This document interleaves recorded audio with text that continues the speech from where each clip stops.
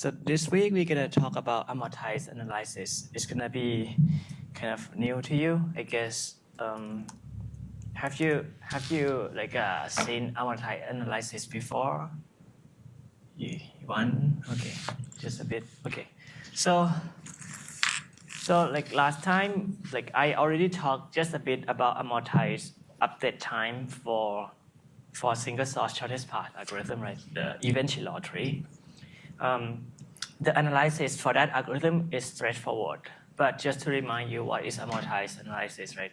It's like the way to kind of measure when you have a bunch of operations, instead of measuring the worst case time that each operation takes, you measure the average time instead. By average here, I mean the total update time that you need over the number of operations. That's amortized analysis. But you will see soon that like there are more and more complicated process that it's not clear how to analyze it, and we need some method for that. So I'm gonna teach you 3 methods today and apply it to Fibonacci heap. So let's start with some toy problem. The first problem we're gonna look at is a very simple process, which is to increment the counter.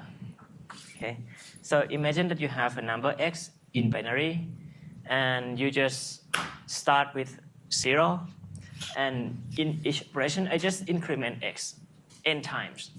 Okay, and what I want to measure is the cost. The cost on each operation is just the number of bits flipped. Okay, so very simple thing. Let's see the example. The example is like, let's say that you start with this 0. When you flip 1, when you increment, you get this guy, and you flip only 1 bit. That's the cost. Next time you flip, this is the thing, you flip 2, and so on.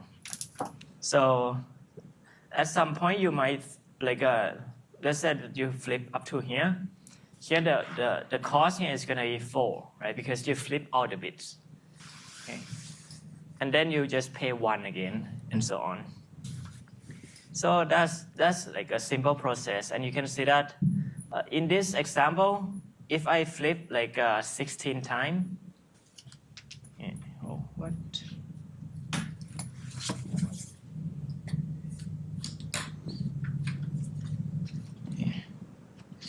Okay. If I flip 16 times, then the worst case cost over all this operation is 4.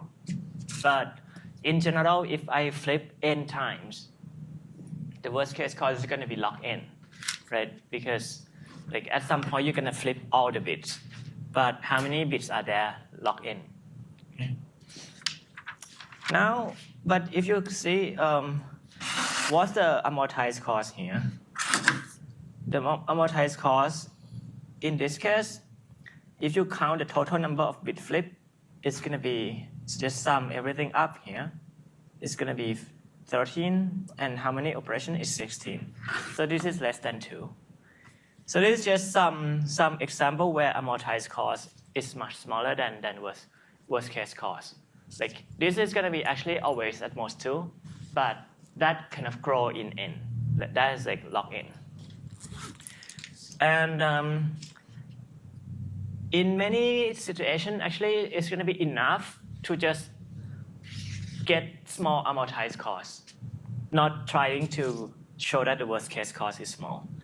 And it's going to be useful.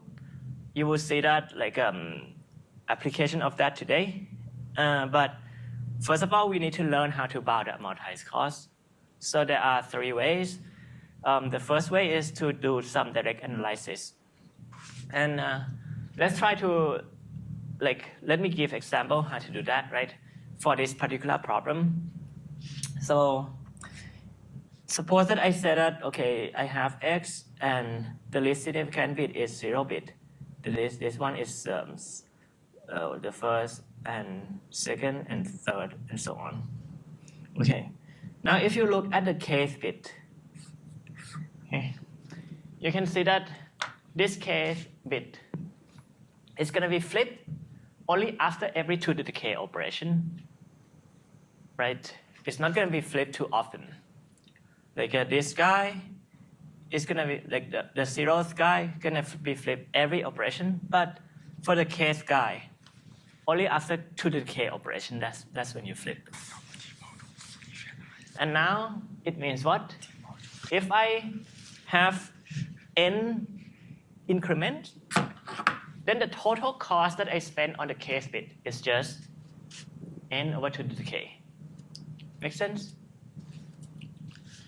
And now it means what? If I just, then another way to just count the total number of bits that I flip throughout the whole process is just to instead count the total number of bit flip for each of the bit k.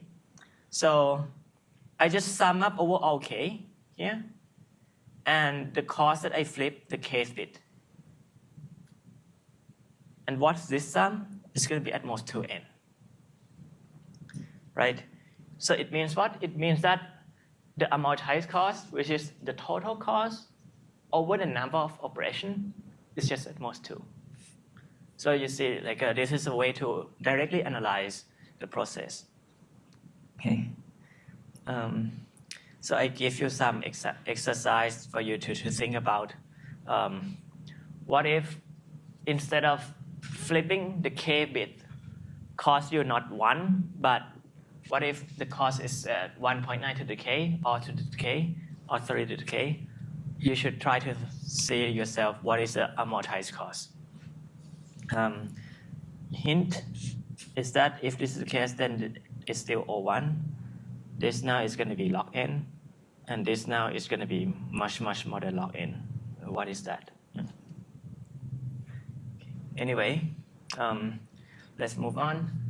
So let me try to repeat again what is the formal definition of amortized cost or amortized time. So this basically is when the notion of amortized cost is going to be compatible with the situation when you have a sequence of operation, right?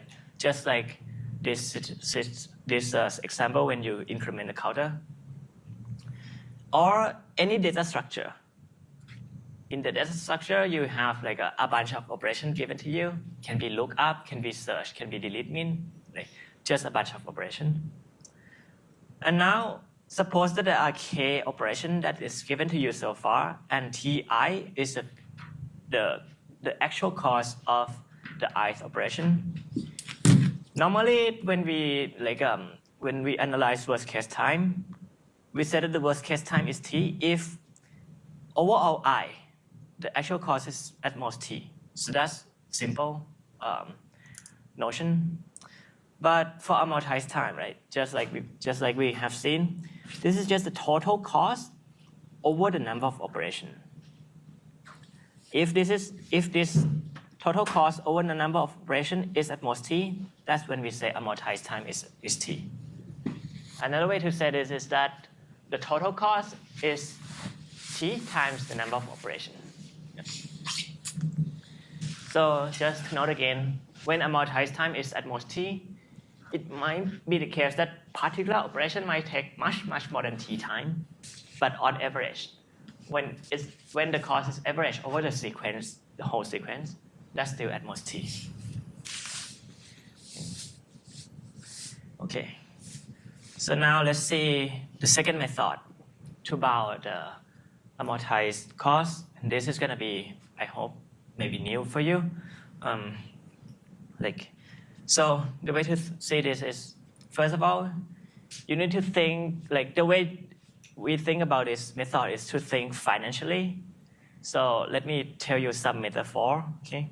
So just imagine that whenever this, throughout the whole process, there's going to be some cost that you need to pay.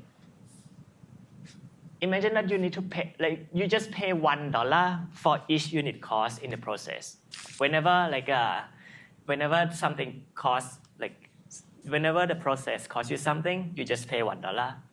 Okay. So I just associate the name of cost with a dollar that you need to pay. It just means that if the amortized cost is t, then after K operation, you need to pay at most KT dollars. So nothing is going on right now. Okay, just a naming. But now imagine this.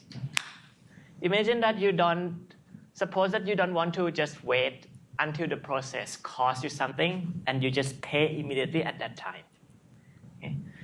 Imagine that instead, you kind of put some money into bank account. Okay.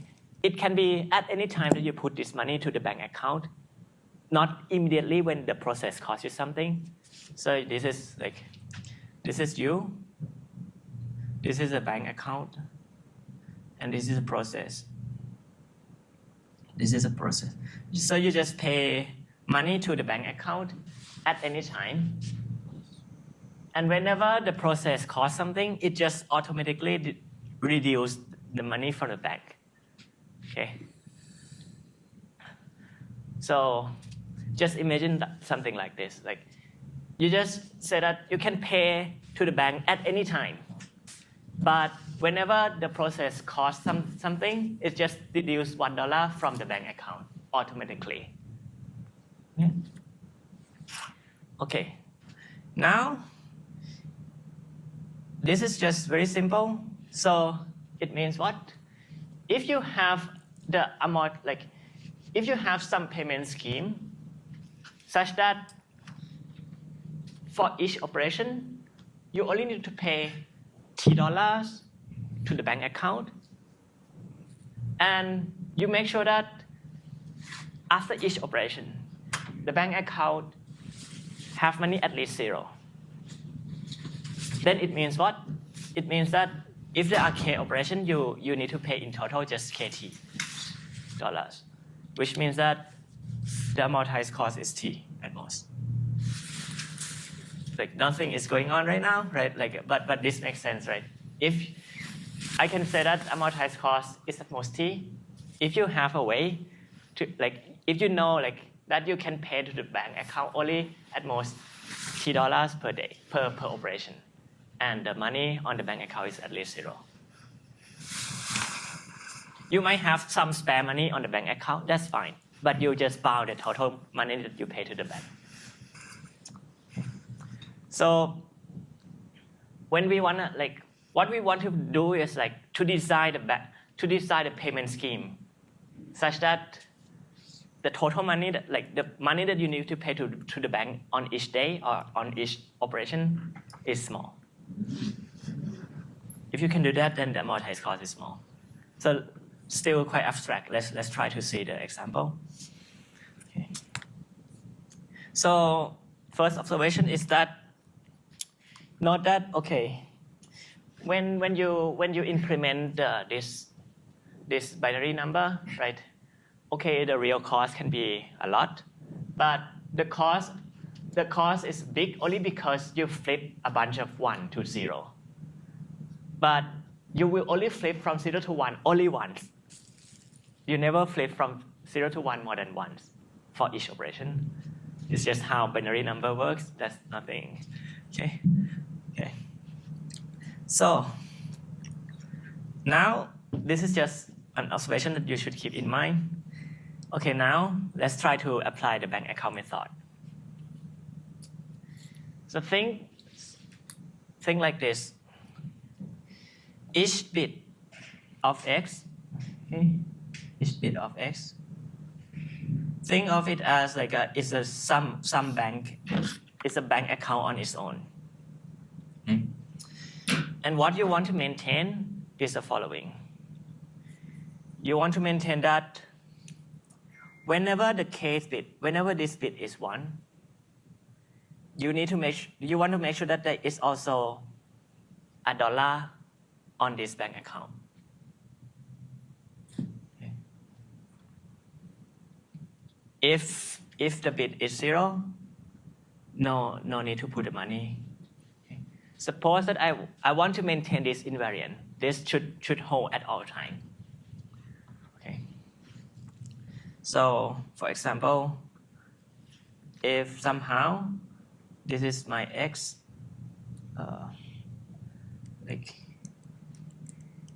if this is my x, it looks like this.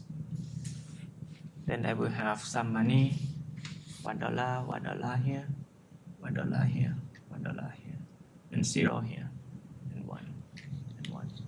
Okay. So if I do the increment, right, how it's going to look like? It's going to look like this thing. This is the thing that is flipped. Okay. So now let's see what we need to do. If I want to maintain the invariant, it means that I need to have $1 here and everything here is 0. Okay. So let's see how much we need to pay for this operation. So note that whenever this bit is flipped from 0 to 1, you can see that, okay, we flip this. It costs you 1, but I claim that this is free because you can use this $1 to pay for. You have money in the bank account. Just use this money in the bank account to pay for this operation. And here you don't need to put money in here anymore. The same thing is, everything here is free, actually, because you already have money in the bank account. It's just automatically deduced it from the bank, right? Everything is here is free. You flip all this thing. How about this guy? You flip from 0 to 1. Okay, that's cost you 1. But now you also need to maintain the invariant that you need to have $1 here. So the cost that you need to pay to the bank account is what? Is 2. You pay for the real cost, and you put the money to maintain the invariant to the bank account. So that's 2. Okay. So you see, like, what happened is that I just know how to maintain this invariant. This is like my payment scheme. I have this payment scheme. I want to keep this invariant. And if this invariant is maintained at each time, I know that no matter what, I need to pay to the bank account at most $2 per day. Question?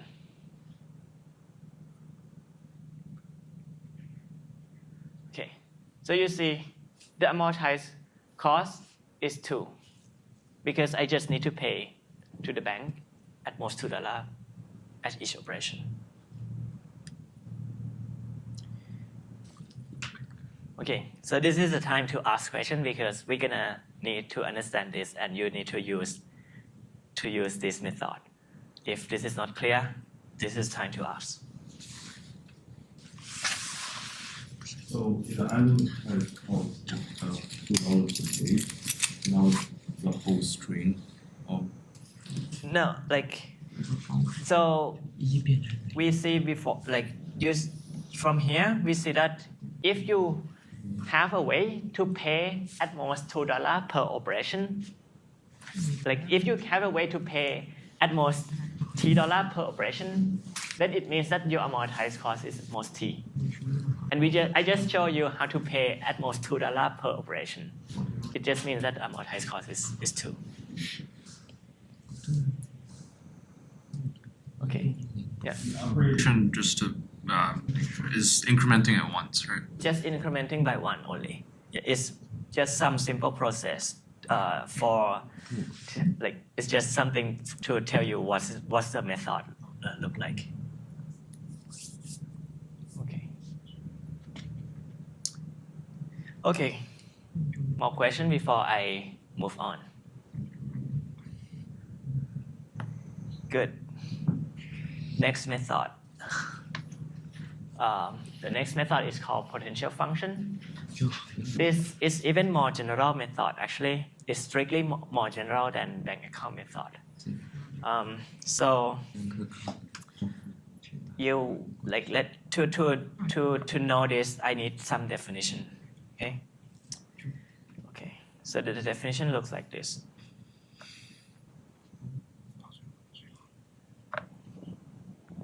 So first, there is a TI.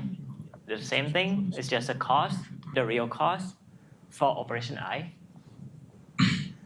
Now, the new thing. phi I. Okay. Phi I is just some magic function that you just need to design. Okay. You need to design yourself, but we'll call it potential. So you will see the example soon, but usually this potential is something that measures the badness of the current state right now. Okay. So if potential is large, it means that the current state is kind of bad. You might need to pay a lot in the future. So that's how it's going to look like. But right now, it's just something abstract. It's just some function that I call it phi I, just some potential. Okay.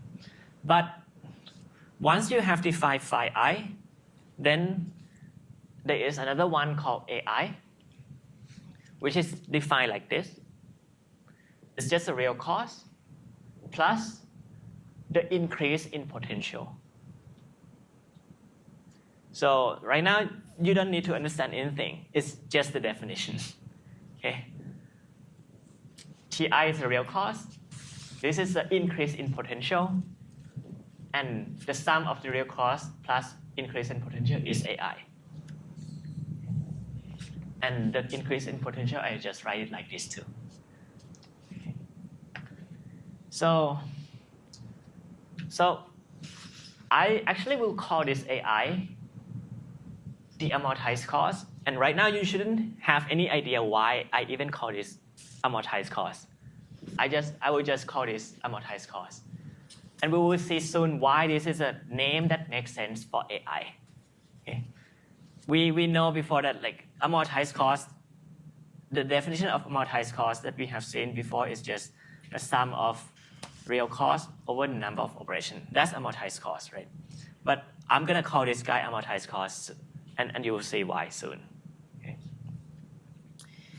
So, Professor, so wouldn't A of I or A sub I be changing all the time? so AI can be different for each I. Yeah. But wouldn't amortized cost be the same throughout the operation? Good. So usually when I want to say it's like a max of AI Yeah, amortized. is the amortized cost. Yeah. And we just say like AI is like amortized cost at ith operation, but like it's just a kind of some way to. You will see soon why I call it like this. Yeah. Okay. But the intuition is that if you put this intuition about like a potential is like something that measures the badness. The intuition about AI is like is a sum of the real cost plus the increase in badness of the current state. Okay. Good. Before I go to the concrete example of how to apply this, okay. You should think of potential increase is just something that like this potential increase is something that you kind of pay in advance because something bad or costly going to happen in the future. That's why you kind of you pay for this thing. And conversely, potential decrease, if this thing decrease, it means that this is like a negative, right? So the amortized cost is small. So this is potential decrease is something that kind of compensate for the real cost that you already, because you already have paid something from the past. Okay. Good. So now, let me try to justify why we call AI amortized cost at time I. The reason is that if I can bound that the maximum AI is at most t, then it will be really the case that this amortized cost the real definition of amortized cost is going to be at most t. This is why I call AI amortized cost at time I.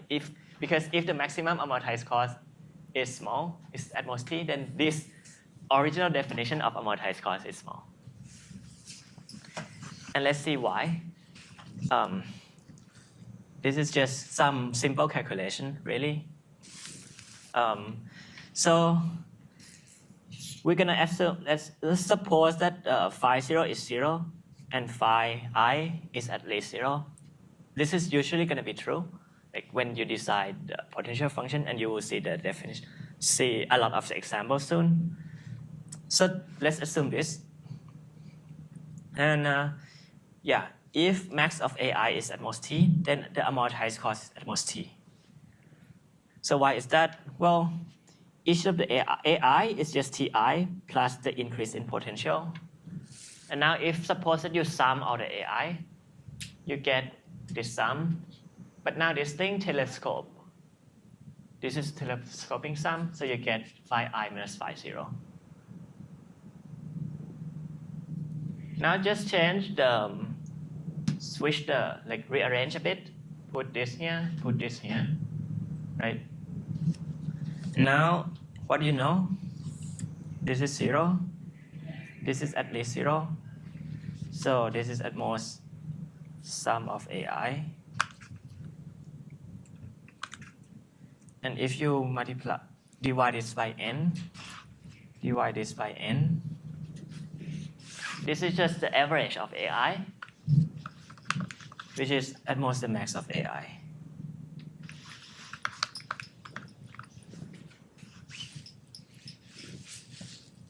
So if this is small, this must be small. Okay. So that's why we call the AI amortized cost. Okay. So you see, like, when you want to apply potential function, the only creative thing that you need to do is to somehow define this potential in such a way that you can bound this max of AI. And many times when you design this phi nicely, like creatively, then you will get actually a strong bound such that the max of AI is much smaller than the worst case cost. The amortized cost that you get is much smaller than the worst case cost. If you can come up with a good phi. So let's see example. So in this case, as I said, right, phi intuitively should measure the badness of the current state. By badness, I mean it's something that measures how much you might need to pay in the future. Okay, and now it then makes sense to define phi I to be just the number of one bit in X. I just define it like that because if there are a lot of 1, you might need to flip a bunch in the future. So let's say this is a choice that I made. Okay, this is a creative thing that I do. I just define it like this. And you will see now that once I define it like this, then AI is going to be small. I can bound the maximum AI to be small. So let's see. So to know AI is just Ti plus the increase in potential, right? So let's see what is Ti. It's just Ti at each operation is just a number of bit flip. It can be a flip from 0 to 1 and 1 to 0. Okay. But now, what's the change in potential? It can increase by how much? Just by the number of bits that I flip from 0 to 1. Because that's how I define phi. But it will decrease for each bit that I flip from 1 to 0. So now things cancel. If you sum these two things cancel, and you get that AI is 2 times the number of bits that you flip from 0 to 1. But there can be only 1 bit that is flipped from 0 to 1. So that's 2. That's why this is 2.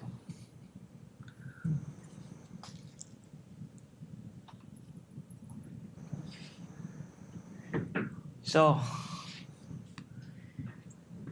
now if you just apply the theorem above, right, you have that the maximum AI is small and the initial potential is 0 and the potential at each time is non-negative.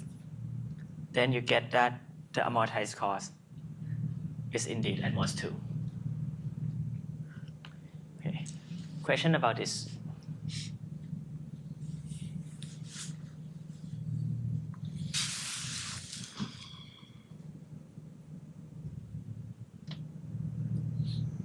So this is like, this might be kind of, if this is the first time you say potential function, it can be like, I don't know, like it might need some time to absorb, but so feel free to ask anything.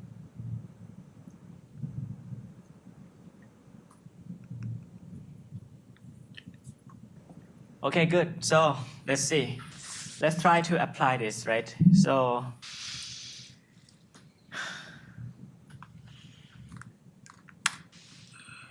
what I'm gonna do next is actually to introduce you to some advanced periodic queue. I'm gonna take some time to just define how it works. And at the end, we will need to analyze its running time. And that's when we need to use this potential function business. Okay. So just to remind you what is periodic queue, it's just some data structure that maintain a set. We call it Q, right? You can insert an element X with value K to the set, and you can delete min, that is to find an element with a minimum value and delete it from the set, okay? And also return that guy. And the last thing is to decrease key, that is, suppose you have a pointer to X, then this operation makes sure that your value is at most K. You have seen this before for Dijkstra, right? And I also mentioned that you just can implement this with binary heap, or like you do binary search tree. Binary search tree that is balanced, like with depth log n, can implement all this in log n time. Nothing. But I will tell you first heap called binomial heap, such that the insert time actually can be constant. And at the end, actually you can get both of these to be amortized or constant. So it's actually optimal. And why is that? Because you cannot actually hope to reduce this below log n. So suppose that this is less than log n, then you can actually sort n numbers in less than n log n time. Right? Just inserting everything, keep delete min. If this is constant, say, then you can sort everything in log n time, in linear time. So log n need to come up somewhere, and this is why it come up. So that's the goal. We're gonna learn how to this Fibonacci heap and binomial heap. So to learn about these two things, we need two concepts. As for the background, first is called heap order trees. Second is binomial trees. So heap order tree is nothing but it's just when you have a set and you represent it using a forest, okay, such that for each edge in the forest, in the tree, the top guy, the parent, need to have less number than this guy this guy is at most this guy. Yeah. So when you walk up to the parent, you always never increase your value. If your forest certify this, then you call it heap order. And you can see that if you have two heap order trees, you can kind of join them in constant time. Why? Because, well, just like this. You just need to compare the root and put the small guy to the top, and the larger guy to be the child, right? And then this will be like heap order again. So it just takes constant time to link. Okay, so that's heap order tree. Next, binomial tree. So binomial tree is a tree that satisfies very special structure. So we say that a binomial tree of rank 0, okay, this is just a single node. Like it's the best case to define binomial tree. This is rank 0, so B0. And now, binomial tree of rank I, or I plus 1, is just when you link two binomial tree of rank I together. You have this binomial tree of rank I, and you just link another BI to this guy. And that's, you call it BI plus 1. So you can see that the size of binomial trees, B0 have size 1, BI have size 2 times BI minus 1. So size of BI is going to be exactly 2 to the I. Let me give you some example for concreteness. So rank 1 binomial heap is going to look like this, right? Because this is rank 0, and you kind of put two rank 0 guy together, so that's rank 1. Rank 2 look like this. And then if you put this thing together, you get rank 3. And rank 4, 5, 6. So that's how it looked like. And you see that, so how many children does rank I, like this guy have rank 6, and you can see that it will have exactly 6 children. Right? Like the root here will have exactly, the number of children is exactly the rank. So another way to define what is rank I binomial tree is that rank I plus 1 is just one root plus children ranging from rank 0 to rank I. Okay, so you see, like it really is the case. If you stare at it. Okay, so that's binomial trees. And with these two concepts, now we are ready to talk about binomial heaps. So, binomial heap is just kind of combine these two concepts together. The structure is that you want a heap order tree such that each of the tree is binomial.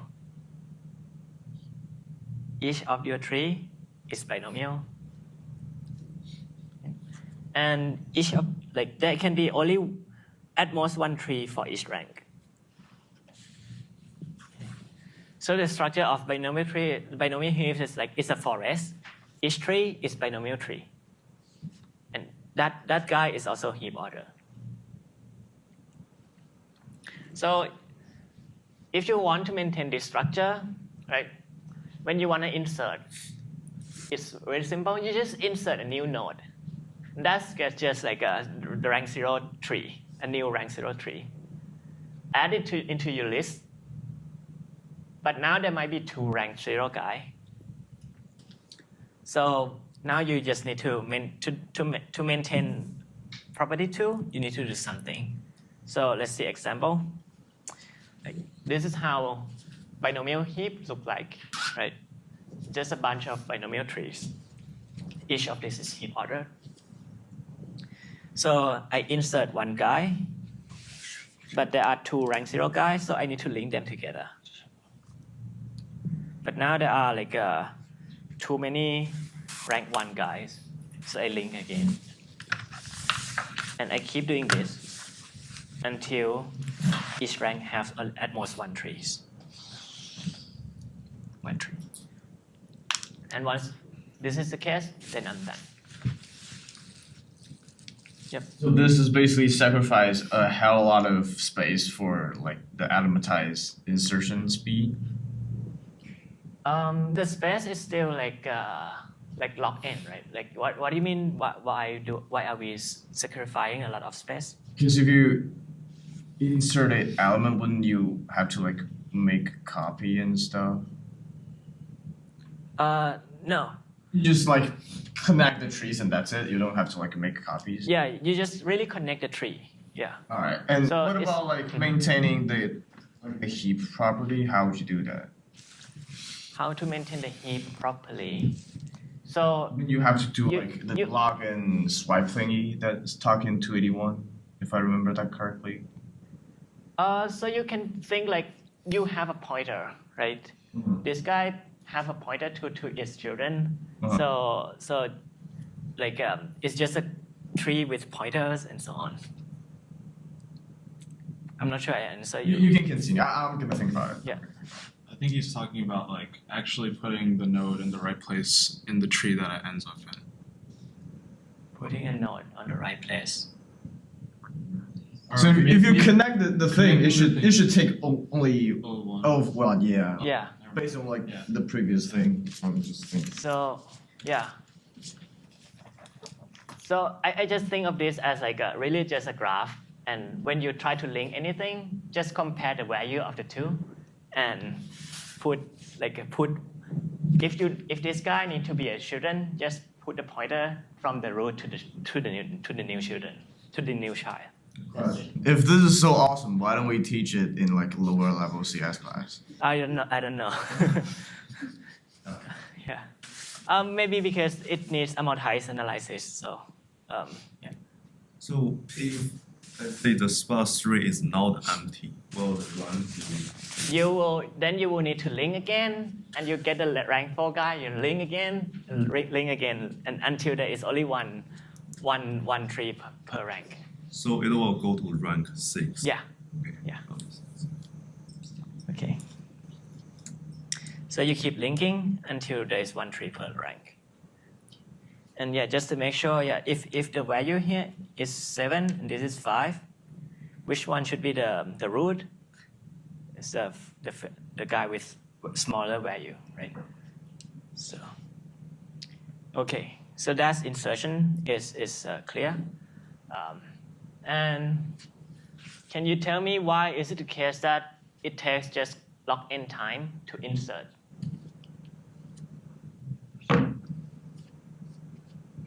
So the first question is, how many trees can there be? Well, it's like log, and then like at most you're gonna need to recombine like every single one. So worst case is log n. Exactly, yeah. So you might need to link, like, just like in the situation that you said, like if there is this tree here too, you might need to link again and again and again and again, and that might take log-in time. And why did I just log in many trees? Because each tree, like the rank I tree have size to the I. But there are just n elements, so there can be the biggest rank is just at most log-in. Right? So there can be just log-in trees. So this is important. Like the fact that the trees kind of grow exponentially implies that there are just log-in many trees. And okay, you add one new tree, but then each link just reduce the number of trees by 1. So you can link at most log-n times. And each link just take you constant time. Okay. So that's insert. How about delete min? The way to go is just you know that for each tree there is a bunch of like the minimum guy can be only like among the roots of each tree. So you can just scan through the roots, return the min key. But you need to delete it. So you will just delete that guy. And now once you delete that minimum guy, you get a bunch of subtree from the children. So you will just reinsert all these children into the collection. So, for example, this guy is a mean guy. Delete it. But this become a new trees. Insert this whole thing to your collection. Okay. So just insert each student one at a time.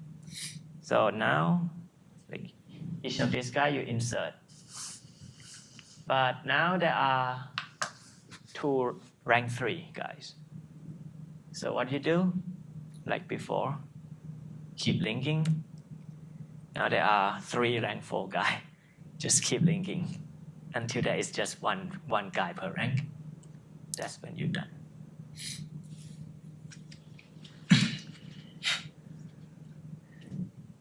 So I claim delete min also takes at most log n in the worst case. So you say like it seems like maybe that's not so trivial because okay there might be log n insertions, but each insertion might take log n time. Why this is log n? Can someone tell me why?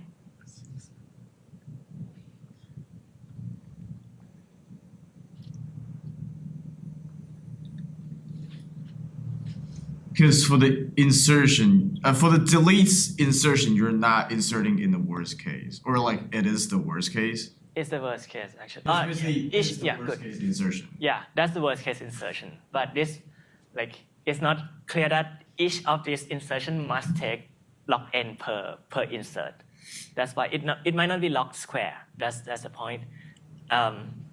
So you have log n insertion, but I claim that the total log n insertion still takes log n operation. Why is that? This is because, okay, just count the number of trees are there. How many trees are there? In the beginning, there are log n. When you delete min, you get new log n trees. Right? Because that's the number of children that there can be. There were log n trees. The number of new trees, which is the number of children, is log n. Then all you do from now is just keep linking. Each link reduce the number of trees by 1. So you just need to link log n many times.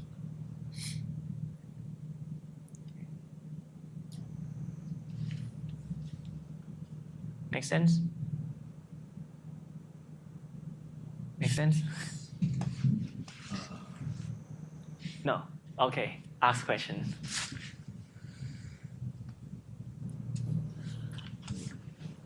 So the first part, is it clear to you that there are log n many trees in the beginning? Sorry, why there are log n many tree in the beginning? Oh, that's because well, If every tree is full, then you have like B0 tree, B1 tree, and then blah blah blah. You have Bn tree, and then the Bn tree contains 2 to the n nodes. So like you have n number of trees, log n number of trees. If you have n nodes in that whatever system. so the total number of nodes is just n. Okay, and the size of bi is 2 to the I. So the biggest I here is log n. Otherwise, you have more than n element. So you know that there are like the biggest I is log n. So there are log n many trees. So that's the first thing. You have at most log n trees. Okay. Then when you delete min, you get a bunch of like new trees from the children. Okay. How many children can there be? Like bi has I children, but the biggest I is like log n. So you get actually like if you delete the bi guy, you get I here, but this I is at most log n. So at the end there are log n many trees, like O of log n many trees after deletion. And then each link reduce the number of trees by 1. So you need to link at most log n times.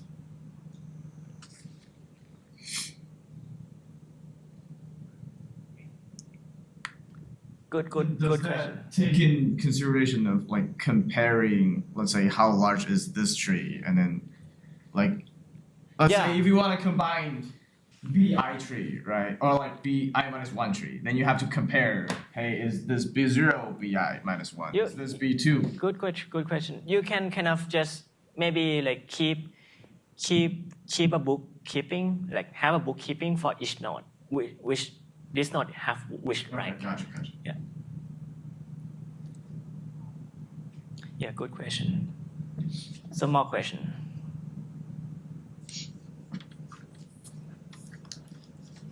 Okay, so now does delete mean the number of operation is log n, insert is log n too. So the last thing is the decrease key. That's actually quite simple. So you cannot just first assume, right, that I can just jump right straight to the key, and then just decrease the value. But when you decrease the value, the structure that might not be satisfied is being heap ordered.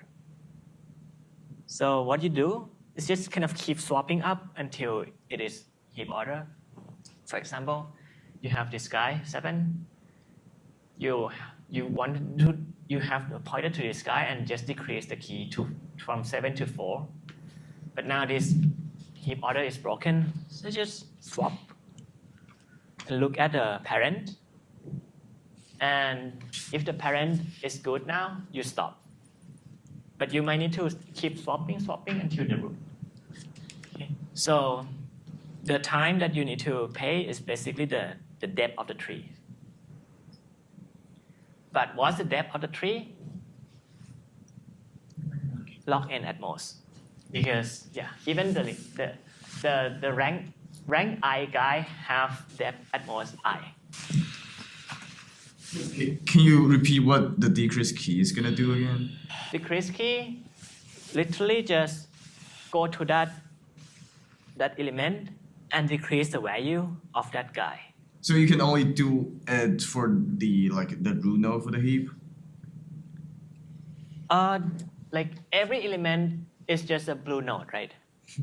Like, So you can do it for every node in the key as long as you got a pointer. Yeah. So I assume that I have a pointer to every node here. Yeah. But for example, if you want to change 5, wouldn't you have to scroll through every single children, and then move down one level, and then search every children again to be able to swipe things? No, this 5. First of all, this 5 is just a rank, not the value on. Yeah, but if I want to change that root node. Okay, so I just assume that I have a pointer to this guy. Mm-hmm. Yep. And let's say the value was 10. Mm-hmm. I just said, okay, now I decrease the value to 8. Mm-hmm. And I know that everyone here was at least 10 before. Mm-hmm. So even if, right, because it was heap order. Yep. So now if this is decreased to 8, I don't need to do anything more at all. It's still heap ordered. Okay. Yeah. Okay, cool. So what's up with the fix again? The fix is that this is because If you want to change the leaf node, then yeah, you have to do this I want to part. change the leaf node from 7 to 4, but now the order was broken. Gotcha. Just keep swapping until the order is good. Good. And what I pay is basically the height of the tree. So that's log in again. Okay, so the worst case time I'll log in like before, but I said before this thing should be constant in amortized sense, and that's actually the exercise. Once you see Fibonacci heap, this is actually easier than Fibonacci heap. So you try at home how to make binomial heap have two, so that the insertion of binomial heap is constant. So you learn this. You should see how to do this once you see analysis of Fibonacci heap. which I'm gonna do next. So that's binomial heaps. Okay, so what's Fibonacci heap? It's kind of the clever twist of binomial heap. It's just similar to binomial heap, but not so picky about the tree structure. So what do we mean by that? First, every tree still must be heap ordered, but each tree might not be binomial. Binomial tree is superstructure, right? Now I don't require that strictly. Still, I have one tree per rank, but the definition of rank now will change a bit. Okay. So insert and delete mean we can do the same exactly like before. The only difference is how you decrease key. Okay. So before I define how to decrease key precisely, the first thing I want to tell you is that the way that, roughly speaking, what is going to happen in decrease key is that when you want to decrease this guy, instead of keep swapping until the heap order is restored, what will happen is that if I want to decrease this key, I will actually just cut this edge. Just cut it, and the whole subtree below it is a new tree, reinsert into your collection. I'm just going to do that. And then once I do that, I will mark the parent. I will put some mark to the parent of the guy that I delete mean, that I decrease key. So some node will have a mark on it. That's what happened. That will happen. Okay. So this is just a rough thing that's going to happen in decrease key. I'm going to tell you soon how it goes. But keep in mind now that some node will have a mark on it. Okay. And that allows us to define the rank. So previously, in binomial tree, the rank is just exactly the number of children. If the tree have I children, it has rank I. So now, in this Fibonacci heap, it's more relaxed. A node have rank K will either have K children like before, or it has K minus 1 children, but it's marked. By mark, and know that if it is marked, it means that it has lost one child, right? So it used to actually, like Mallory is still, it used to have K children, but it has lost one. Okay. Wasn't the rank of a binomial tree like 2 to the I children? Here it's... Oh, I mean, the total size of the tree is 2 to the I, but if I just count the number of like direct children, it's gonna be just I. So, for example, rank. This guy have rank 2, so this guy have 2 children. Oh, I see. Yeah. I see. Just like the direct. Direct children. If you count the whole thing, we call it descendant. Yeah. Okay. So yeah, that's the thing.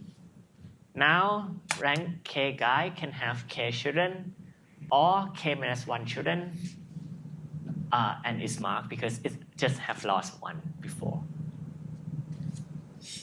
Okay. All right. Yep. If you then decrease the key again. Very good question. I'm gonna go to that right now. Yeah. Like you ask, like if I cut again, would this like it has lost 2 children, but should we still call it the rank K guy? That's your question. I'm gonna go talk about this now. Okay. So now, what decrease key is gonna do exactly is this. When I decrease key at x, okay, the first thing I do, cut the link and insert the subtree below it to my collection. That's the first thing I do. Okay, so if this is if this is x, it has something. When I decrease key, I just cut this link, insert this whole thing to the collection. That's what I mean by cut. When I cut something, I just cut and insert the whole subtree into the collection. Okay. That's the first thing, just cut. Now, if any node has lost one child, in particular, if this is the first time that I cut, then y, this node y is the parent. This guy have lost a child, so I put a mark on y. So that's the same like before. Now come to your question. If some node have lost two children, for example, like it's the second time that I decrease key. Like if y have lost two children, so what I would do, actually I will unmark y and cut y from the parent and reduce the rank by 2. Okay. Seems like a lot. Let's see how it goes in action. So imagine that first I just keep inserting until I get this tree. If there is no decrease key, everything is going to be the same like before, like binomial heap, and I get this thing. And so the tree looks like this. Like this guy have rank 5, this guy have rank 0, rank 1, 2, 3, 4. So this have rank 3, right? This guy will have rank 2. Okay. Now suppose that I delete this guy, decrease key. So I will just cut immediately. Put it into the collection and put a mark. Next, suppose I decrease key again, this guy. Just cut it. And now put a mark there. And then I need to, there are two nodes with rank 0. So I link them together. Okay, so far so good. Now, suppose that this is the second time that this guy lost a child.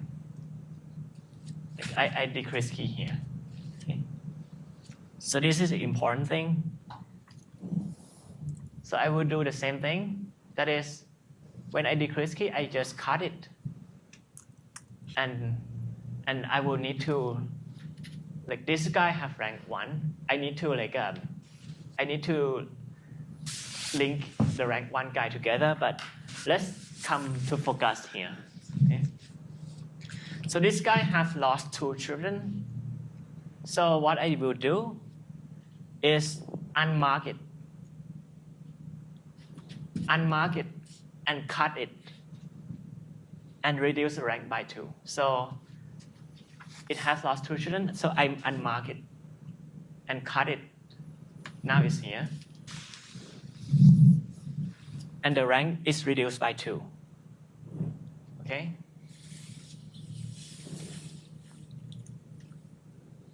I just cut and reduce the rank by 2.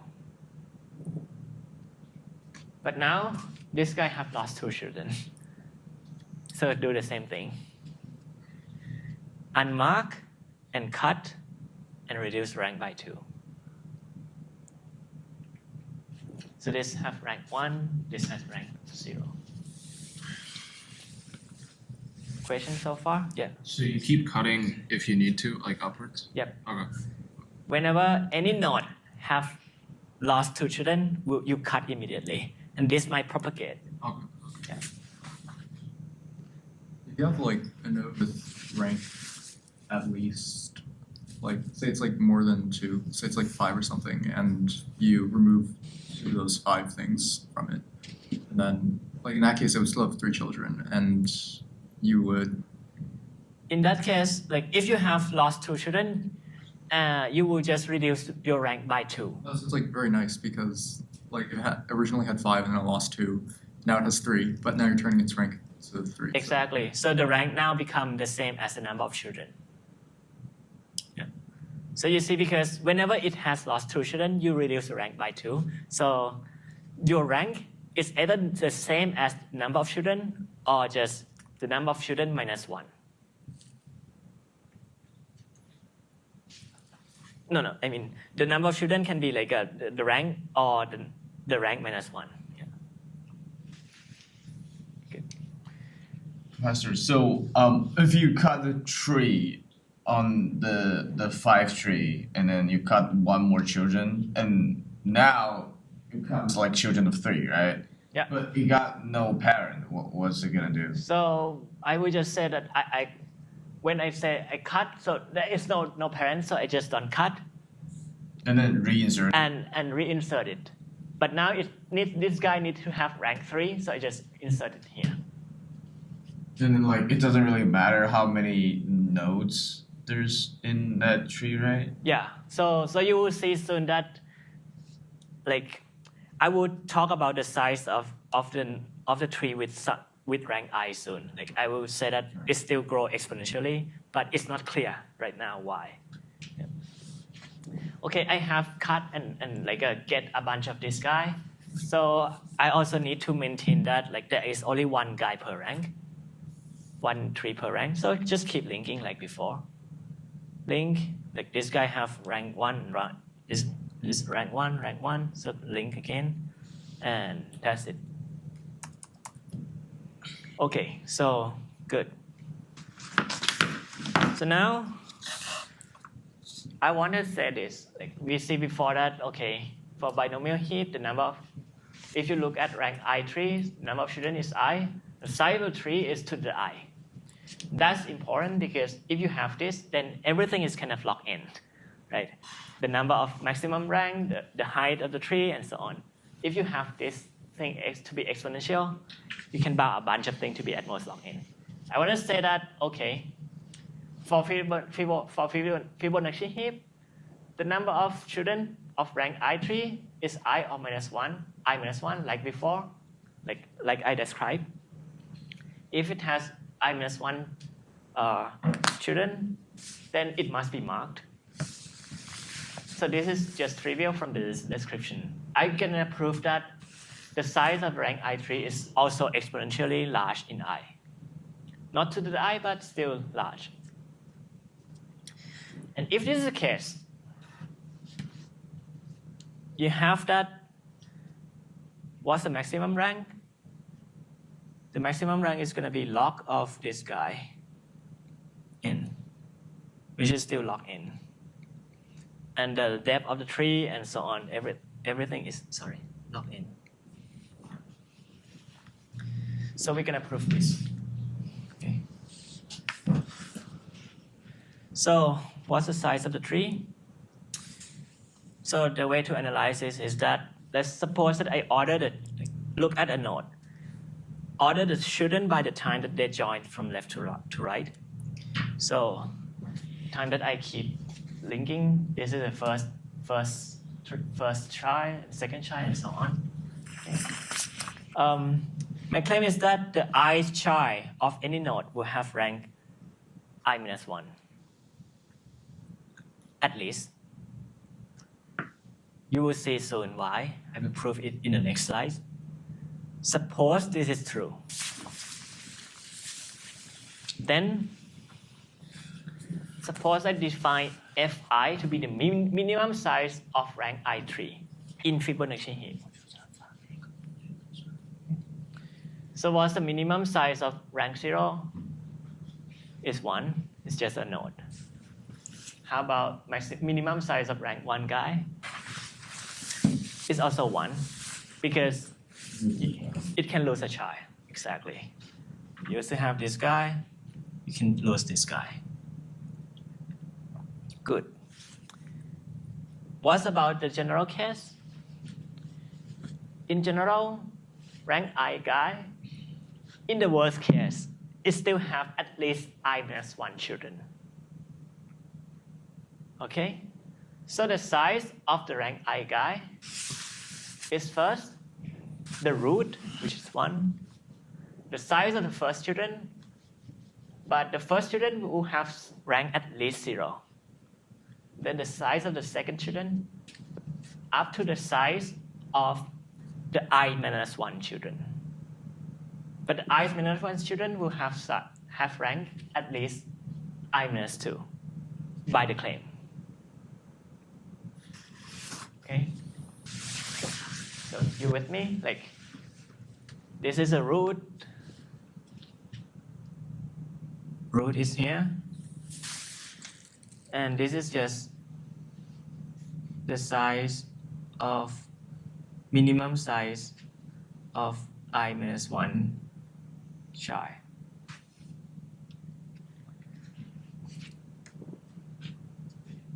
Because we know that there must be at least I minus 1 children. Okay. This equation makes sense? Good. Now, what is this? What is this whole thing? Can you simplify this thing? Fi minus 2. Close enough? Not quite.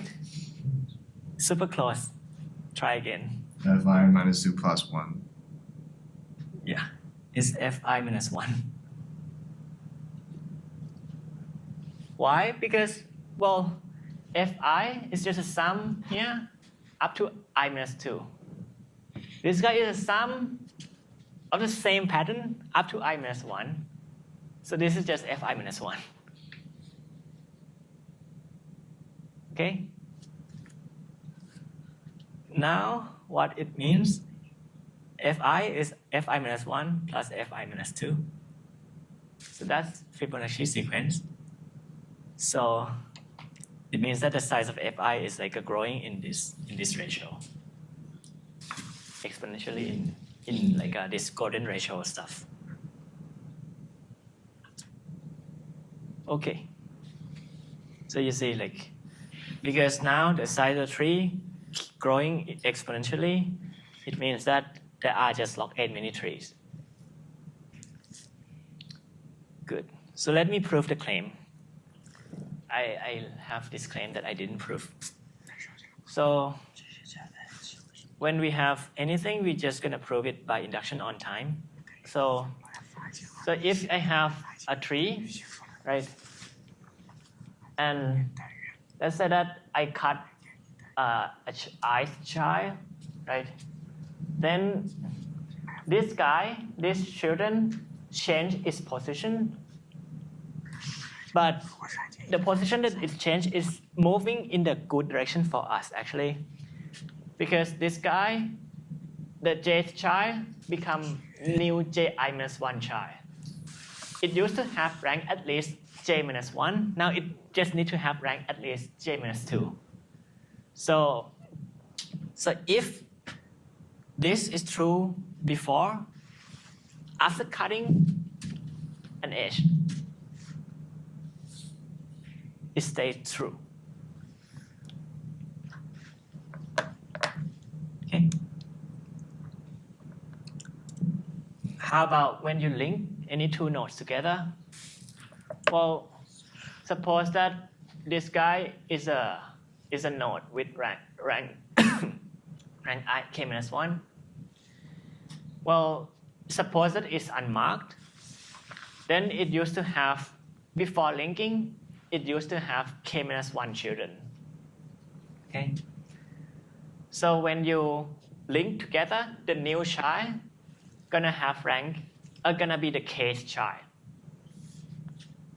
But this guy will have, the new guy that you link together will have rank at least k-1. Otherwise, you wouldn't link together. This is used to be k-1 guy. This guy needs to have k-1. This guy have rank k-1. This guy must be the same rank. That's why you link. So this guy have rank at least k-1. It is a case child. So this is certified. The case child have rank at least k-1. The previous child certified this by induction. I'm proving induction on time. How about if this is like a mark before, then there were like a k-2 children. So the guy that you add, that you link, is like the case -1 child. But this is even easier case because this guy have rank k-1. It's like a k-1 child, but I only need to have rank at least k-2. So after linking or cutting, everything here stayed true. So that's why it's true at all time. Good. It seems that I'm not going to be done on time, but let me at least finish the worst case cost. So you see the worst case cost of everything in Fibonacci heap is everything is going to still be locked in. The cost for insertion is like a constant plus the number of times that you link, which is locked in. Because every link you reduce the number of trees. Right? This is at most the number of trees. And that's locked in. How about delete min? You first scan through everything in the trees, and then you insert a bunch of children. Insert a bunch of trees to the collection? How many are there? Just the number of children. And then you keep linking. But everything here is at most locked in. This is the number of trees. This is the height. For this decrease key is 1 plus the number of link plus the number of cut. But yeah, this is again, this is the number of children is like at most rank basically. Number of times that you cut is at most the maximum height. Number of trees is the number of link is at most the number of trees. This is locked in again. Okay, so my point is, if you look at the worst case time, everything still can be locked in. We work so hard that we get the same thing, but I'm out of time. So what I'm going to do is that, actually I'm going to show that with amortized analysis, can get this and this to be constant time. And yeah, I'm going to do this next time, because I'm out of time. All right. Yeah, see you next time then.